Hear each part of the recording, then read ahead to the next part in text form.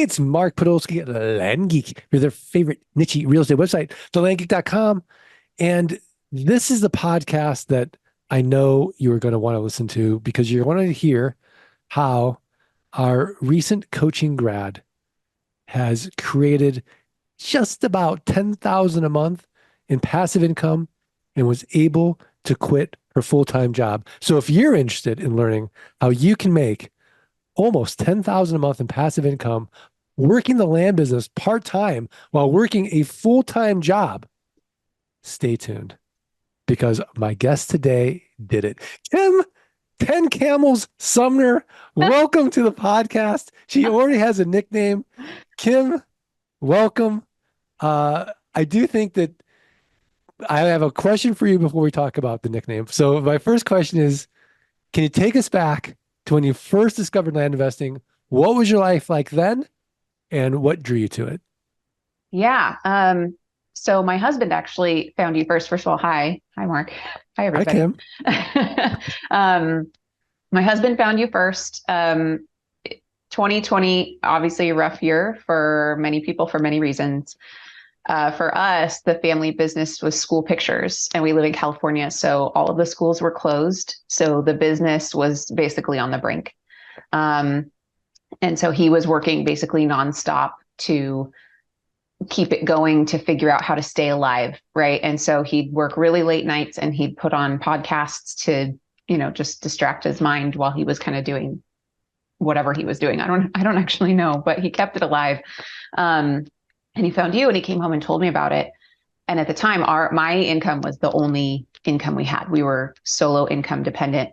And I was like, I don't know. I don't know if I could take that on. Like, our daughter was 6 months old. Her daycare shut down. So she was home with me while I was working like more hours than I'd ever worked before, on Zoom calls all day with her in a baby carrier, like bouncing up and down with everybody, like trying to get through the day.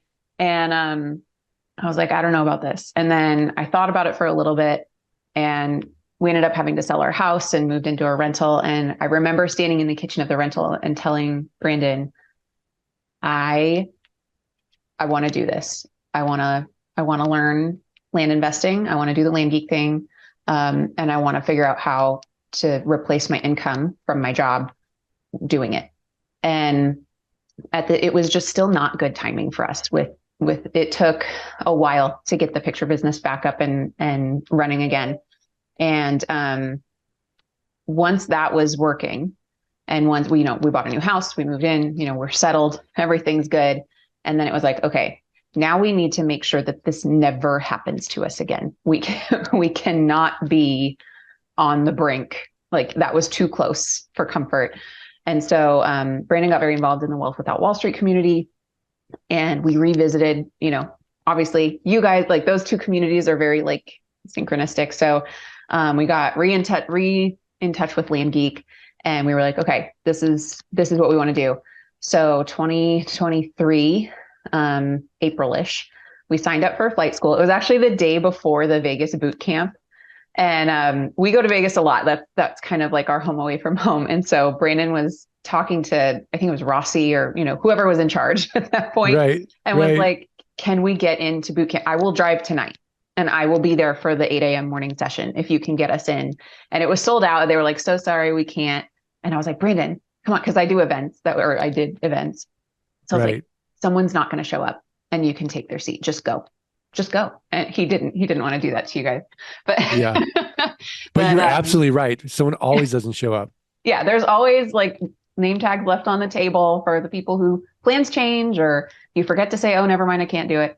Always Right. happens. So, anyway, that's when we started flight school, is April 23. And, what a wild ride it's been. Yeah, yeah. So what were your biggest fears or doubts when you started flight school, and how did you get through them? Um, I mean, there were so many that imposter syndrome. I had no idea what I was doing.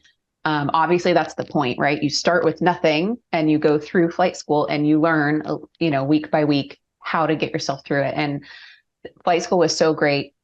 Just how Scott introduced one new thing every week, or sometimes two. It wasn't very much content at a time. It wasn't overwhelming.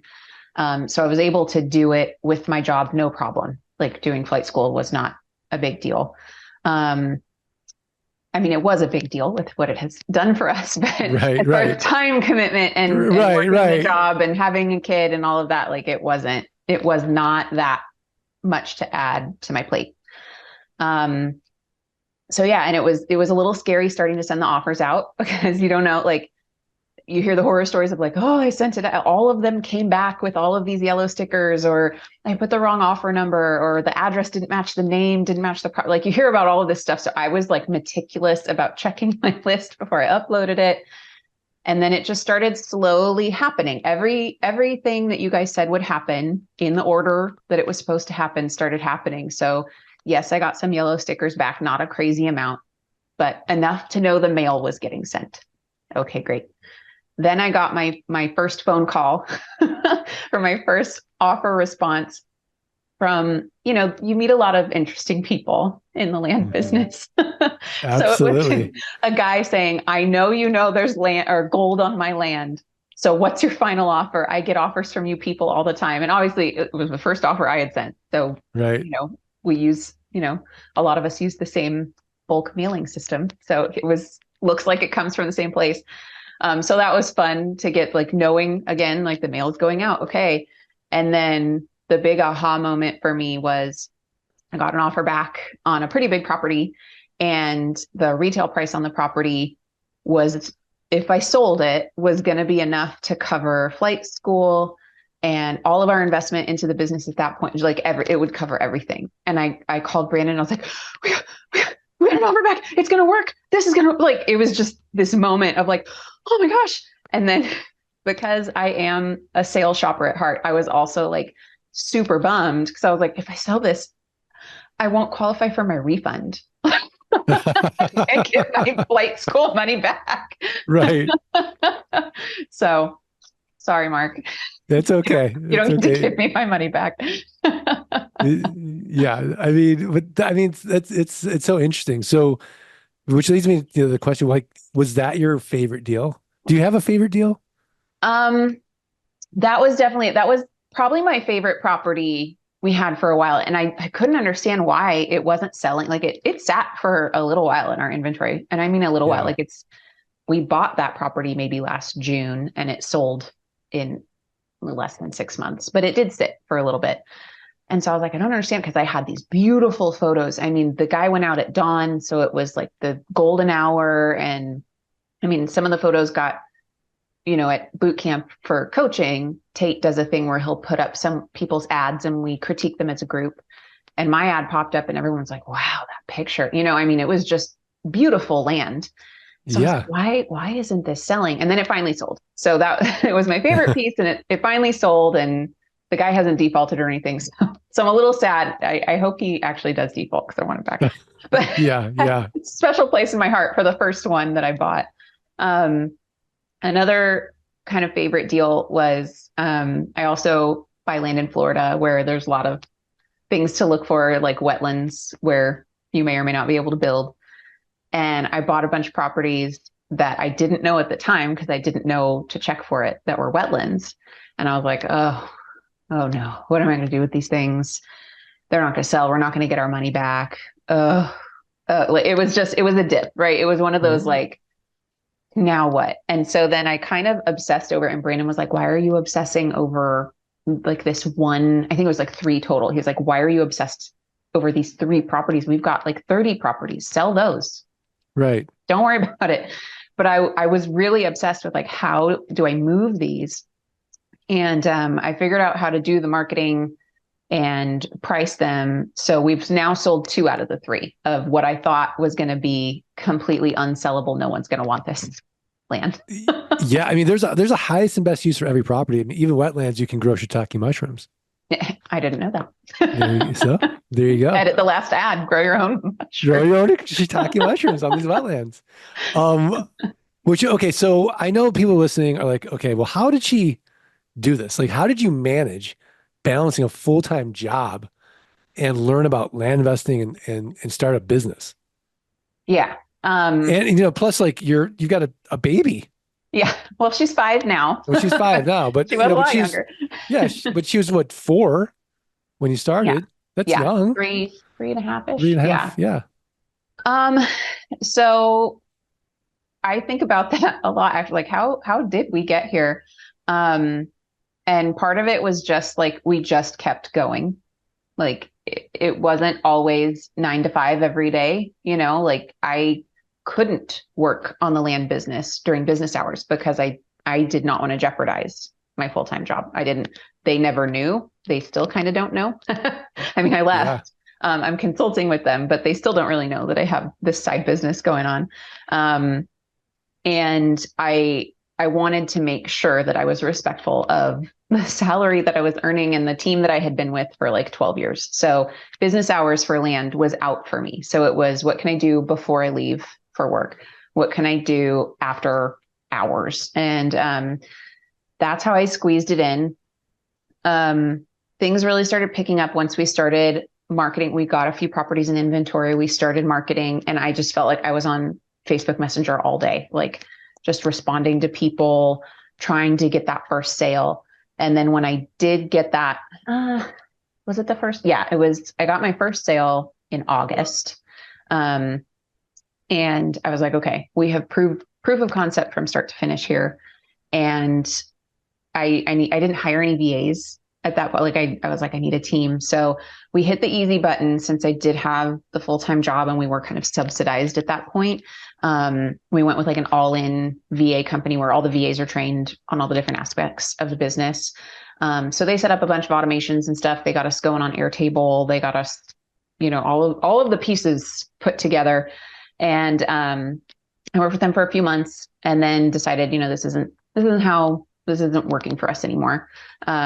And so we let that group go. And even after we let that group go, the business kind of just kept trucking along. Our intake slowed down a lot because I was doing the intake calls. And we had a sales gal who was managing the sales calls for us at that point. So intake really slowed down, but she just kept making sales, and it doesn't take a lot of effort when someone else is making the sale for me to do the contract and the paperwork and set it up in GeekPay. That's 15 or 20 minutes per sale, right? It's not a ton of time. So that's kind of how we did it. We got set up with a team who got things in motion. We built up our inventory with them. That team wasn't working for us anymore, so we let them go. Then we just kind of floated, rode the wave of inventory that we had for a little while. Until I was able to leave my job. And then I became the intake manager. And now I got to tell you, like once I started hiring out, I am now kind of addicted to hiring out, and I can't wait to like hire the next person, pass off the next thing. I'm obsessed with it. And we've got big plans to expand. We just got to get our inventory built back up because we let it dip down a little low for my comfort. Yeah. I mean, you do get addicted to that freedom piece. And it does motivate you, though, to create the systems, to create the processes, have those SOPs or those playbooks, so so it's not about the person, it's about the process. Yeah. And then that person who comes in refines it, and now they own that SOP and they keep updating it, and life happens or something happens, and you just, fill it back in. It's amazing. Yeah. What were some of your first wins in land investing? How'd that make you feel, and did that shift your mindset? I mean, obviously going full cycle was one of the first wins, but even just hiring maybe your first internal team member, or that feeling of, oh, you know, this this is actually scalable, and I can Yeah. create this river of nickels if I want. When you think of first wins, what do you think of? Sorry, I had to mute for a second there. Sure. I think in a roundabout way, I'm going to answer that question. So from the beginning, I kind of obsessively listened to the podcast. Anything land I could listen to while I was on my commute of like over an hour each way, I did. And so I went back and listened to a lot of the podcasts like this, where it was old flight school students or coaching students who are sharing their success, sharing their story. And one that really stood out to me was Larry Merle. Yeah. I absolutely loved Larry. I only got to meet him, once or twice before he passed away. But his first podcast, especially, was such an inspiration to me. I listened to that right when I was starting flight school, and I told Brandon, and this is no disrespect to Larry whatsoever, I was like, he can do it, and he's a pastor. I can do it. Right. And I mean Right. that like he was an executive pastor. Someone who knows numbers is not, and is really good with people. I'm not necessarily a people person. I'm not good at sales, but I was like, if he can do it, I can do it. Like okay. And I just, every single person I listened to, I was like, if they can do it, I can do it. And it was so inspiring along the way to hear all of those stories. And I remember Larry's number from that first podcast that he did. And I was like, oh my gosh, I can't believe he did that in a year. And I think he was like 7,500, like incredible in a year. Right. And so as we kind of like kept creeping along, I was like, oh, I'm going to get you, Larry. Like, I'm going to catch up to you. And then Larry became a coach. So I was able to like vox Larry questions and chat with him. And he wasn't my coach, but he was a coach. Therefore, he was my coach. That's how I consider all the coaches. If I have a question that I know, Kirk could answer or Jim Lala or whoever, I will vox anyone, anytime. No shame. Yeah. So I did. I voxed Larry questions along the way, and he was like, oh yeah, he was just so kind and generous. And every time we hit a little milestone, I was like, okay, I'm getting close to Larry level. Like, it's like, when am I going to get to the Larry level? And then we met his level, and then we've exceeded his level that he did in a year. And that's not to be proud or boastful or anything, but it was like, it works. Like, it can happen even when you're me and you don't really know that much about business. You just keep going and keep trying, and it'll pan out. Yeah.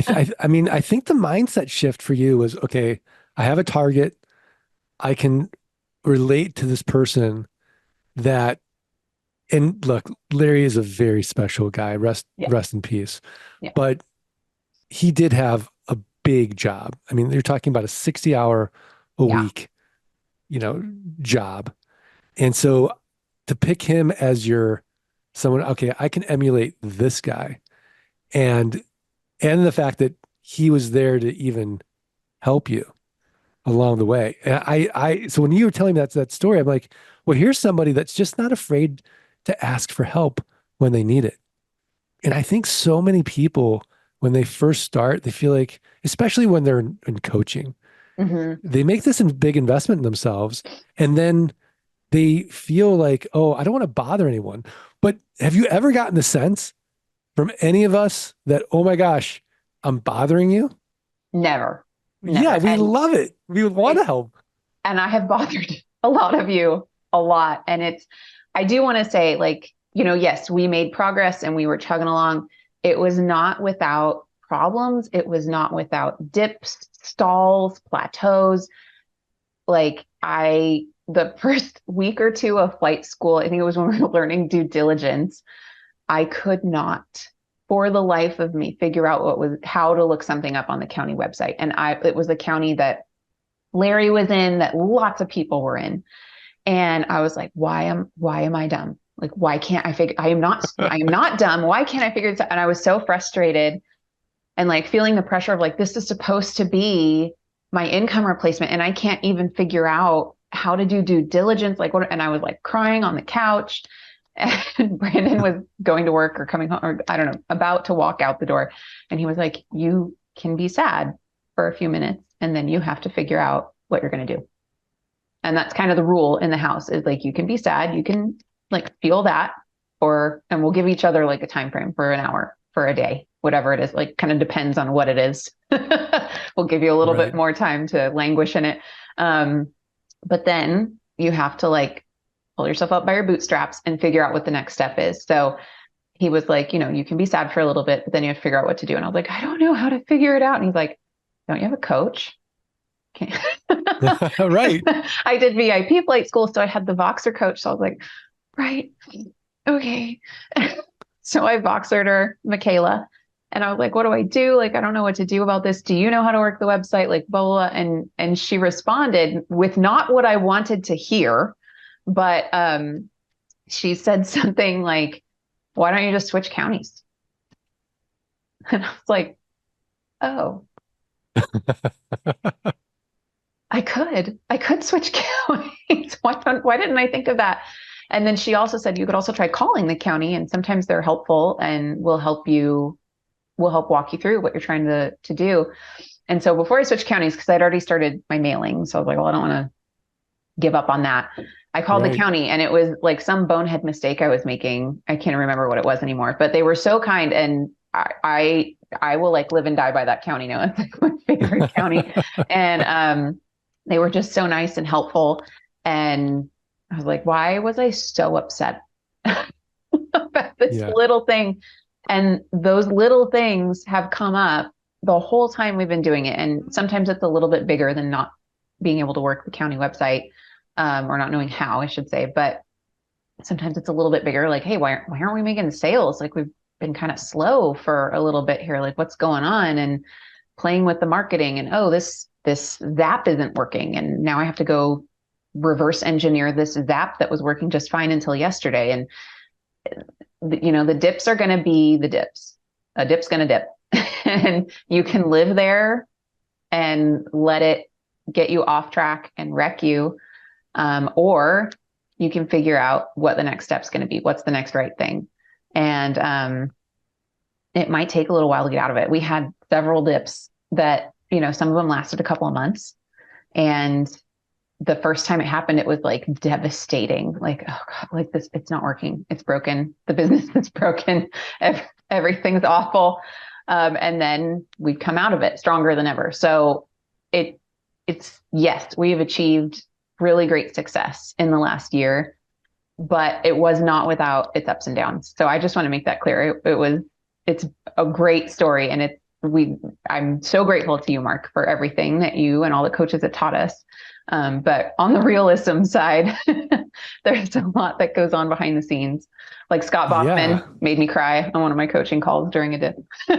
Yeah. I mean, but I think it's important to really let people know who are thinking about going on this journey that, if you listen to me, I'm going to make it sound like it's so easy, even though I'll say again and again, nothing worth doing is easy. It's a simple model, Yeah. but it's not easy, nor should it be easy because it is a business and business is filled with uncertainty. And there's so much that you have to start learning. There's so many different skill sets. And as adults, we just have some weird idea or expectation that it shouldn't be this hard. And so I think when you go in with the mindset of, I'm going to embrace the suck, I'm going to suck, this is going to be hard. Mm-hmm. But when you have that North Star of, this is my why, and you experience something like Kim, which is, hey, we are never going to feel like this again. I don't care if there's another pandemic. I don't care if the world's about to fall apart. Come hell or high water, we will achieve this goal. And yeah, things are going to be tough along the way, as they should be, because that's what makes it great. And that's what makes it meaningful and purposeful. If it were easy, everyone would do it. And Mm-hmm. it would have nothing, it wouldn't mean anything. And so I think it's really important that people have that mindset coming in yet. Yeah, buckle up. This Yeah. ain't gonna this ain't gonna be easy, and nor should it Yeah. be. I mean, I think it's kind of like hockey. You've got to love business enough to get your teeth knocked out and then get back up. And the fact that you had that mindset of, I'm gonna feel the feelings, but I'm gonna go through it. I'm not gonna be stuck in it. And Yeah. then is really important. I'm so glad that you shared that story because I think a lot of people, when they come into a program like flight school or coaching, the expectation is, well, I'm just going to be, Kim made it look easy, or, Mm-hmm. Dana made it look easy, and they're crushing it. I'm going to crush it too. And then it's like they're surprised when there's a, it takes a month to sell a property, or a VA doesn't turn out the way that they expected, or they get those yellow letters back, and all the little headaches and frustrations of running a business bubble up. And to have that mental fortitude to say, yeah, that's going to happen. I got it. And keep pushing is a testament to you and everyone that continues in the business, because really that's sort of the secret to any success is just staying in something long enough to get the competence and the grit that and the resilience to know I got it. It's Yeah. hard, but I'll continue to get it. And when things get hard, I'll pivot because I know I can do it. Um, so thank you. All right. That was a lot of me talking. So, okay, tell us the moment that you realized that passive income from land had actually made a difference in your life. Can you describe that turning point? Um, yeah. So it wasn't like one exact moment, but it was, I'd had the same job for almost 13 years. And I loved my team. I won't say that I loved the job, but I loved the team. I loved the people that I worked with. And it was really hard to leave. I mean, it took like 2 days, first of all, to call everyone, because when you're in a business for 13 years, you build up all these relationships. So I had lots of phone calls to make. Um, but the tipping point for me is when like stuff started to come up like, oh, there's this extra trip. I traveled a little bit for work, which was always really hard, with a little one being mom. Like when mom leaves, it's a little tougher, I think, than when dad leaves. Especially I was more like the primary parent. I took her to school. I picked her up. I did all that stuff. And when they started mentioning like, oh, you'll get to go here and there, like in addition to the normal trips you do, you'll get to go all of these extra places. And I was like, I don't want to. I don't need to. I don't need to do this anymore. And it was like this click of like, how close are we? Like what number do we have to hit? And like, could it happen faster if I didn't order as much on Amazon? Or like what cutbacks realistically could we make to make this happen faster? So yeah, yes, I left my job, and yes, it was because of the income that's coming from the business. But there was some sacrifice. It's not, we're not like living large over here. Right. We Right. made some sacrifices to make it work. You are in California. Yes, Yeah. exactly. Yeah. No, that's awesome. Okay, what role did flight school and coaching play in your success, and how did the support system help you navigate that process?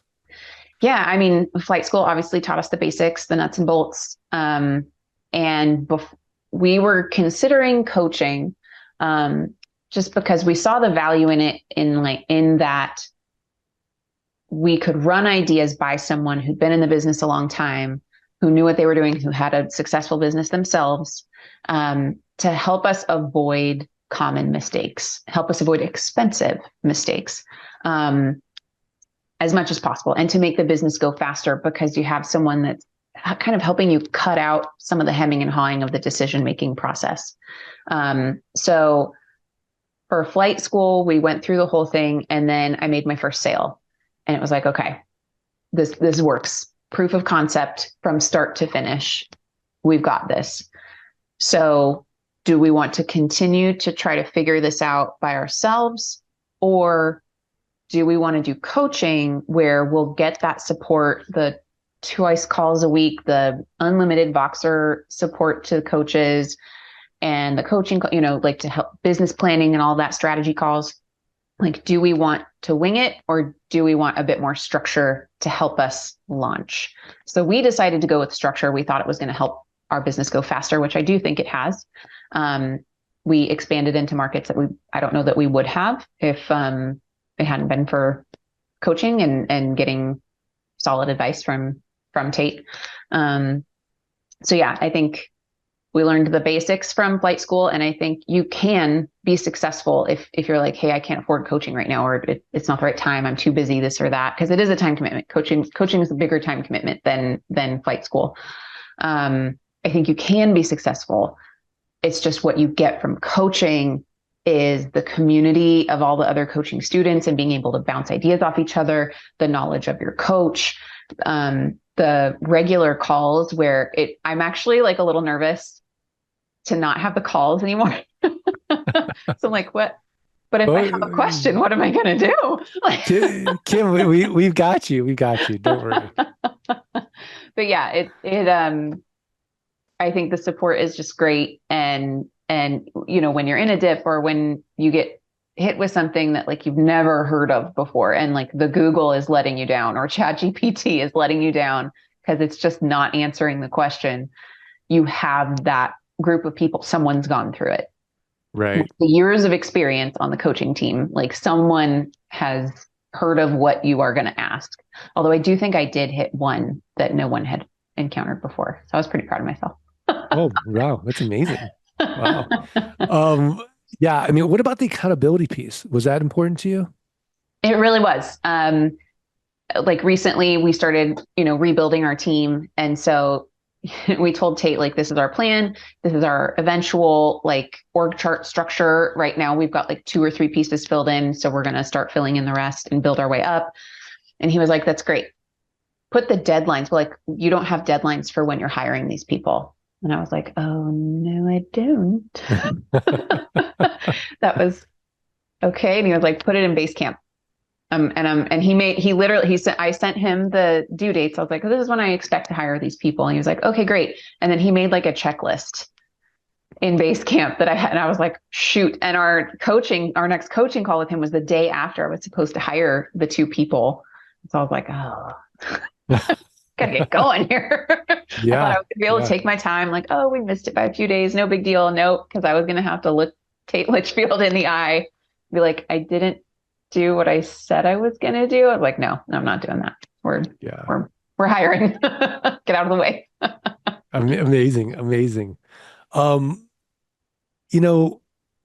for those listening or who might be on the fence or feel like this is too risky, what advice would you give them? I mean, everyone has their own risk tolerance. You have to assess that for yourself. What I can say from our experience is that everything happened exactly the way it was supposed to, and that everyone said it would. Dips and all. There is a week. I'm giving away some of the secret sauce, Mark. I'm so sorry. There is a week in flight school where Scott Todd talks about the dip and how everyone's going to go through it. And, you said it before, embrace the suck. I forgot that he even said that. But, and at the time I was not in a dip and I didn't go through one for a little while. So I was like, what are they even talking? Like, no, whatever. Maybe that's just for other people. Dips happen to other people. No, they're going to happen to you. It's going to happen. And it's just, are you going to live there? And is it going to be something that you're like, and I give up?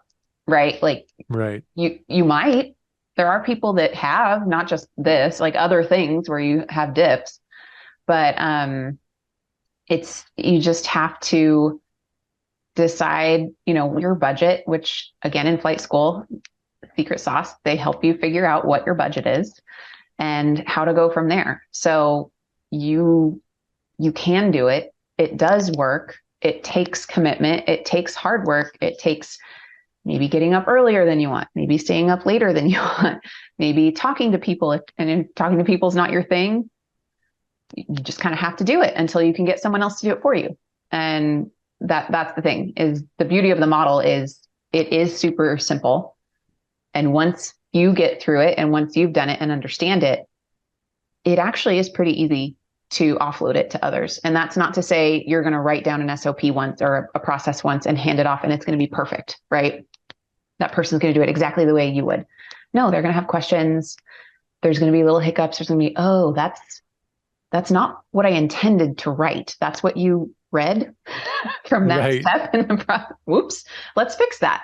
So it's just an ongoing, evolving, living thing. And that's any business. You're always evolving. You evolve or you kind of dinosaur out. You dinosaur out. Yeah, absolutely.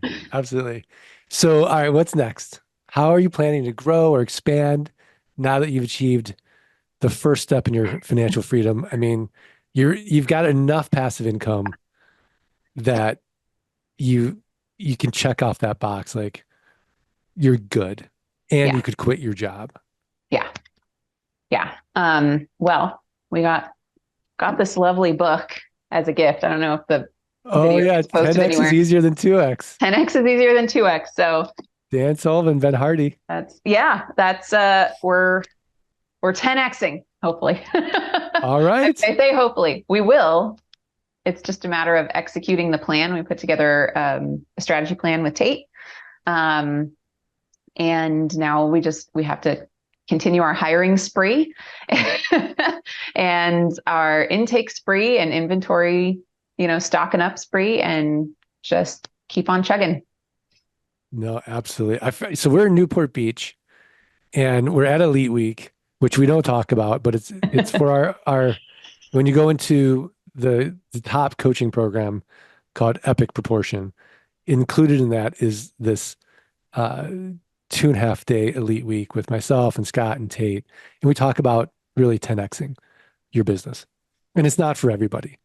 And so we're getting gelato together in Fashion Island, and him and Brandon, her husband, and myself, we're all big travelers. And so we're kind of swapping these travel stories. And Kim tells a story about Egypt. And so this is how she got her nickname. Kim, would you mind sharing it? Sure. So we're in Egypt, and there's all manner of awesome stuff that you can do and see there, like pyramids, Sphinx, everything. And one of like the side quests, I guess you'd call it adventures. What are those things on the cruise ship excursions that you can do? Yeah, yeah. We took the quads, like quad bikes, and we just rode around the desert, around the pyramid, like the Great Pyramid, and around the Sphinx. It, like super surreal, just experience in general. But then we like stop to like have a drink of water or something, and there's this family there, and they're riding horses. It's this dad and his kids, and we start chatting, and they're like, "Oh, where are you from?" 'Cause obviously, we definitely do not look like we belong there. And they're like, "Please tell people to come. Please tell people to visit Egypt. Tourism is down, and we need you, and we want people here. Please tell people that you're enjoying yourself and that you to come to Egypt." And I was like, "We of course will. Yes, absolutely." And it was just this really sweet interaction with this guy and his kid. So then we're driving back to the hotel. We're driving our quads, and we get, it's this busy intersection in town, and the guy's there with his horses and his kids, and they're riding home, and we're riding home. And so he like lets us go, and I like smile and wave. I'm like, "Oh, hi, hey," and keep going. And Brandon's behind me, and he tells me later that the guy stopped him and wouldn't let him follow me at first, and was like, "Hey, is that your wife?" And Brandon's like, "Yeah, that's my wife." And he's like, "I'll give you 10 camels." like buy me from Brandon Yeah. for 10 camels. So it's this like ongoing joke. There's definitely a broker that I used to work with that has me saved in his phone with just 10 camel emojis as my name. I love that story. It's so funny. And yeah, I it's the best compliment and the weirdest compliment that Yeah. I've ever heard in a foreign land, but fantastic. So Kim, this has been great. Thank you so much for sharing. Dear listener, I hope you've gotten pearls of wisdom from Kim Sumner, and you too can create enough passive income so you can quit your job and know that everything's going to be okay and get to that almost $10,000 a month in passive income number. I think she's like one deal away. But So frustrating.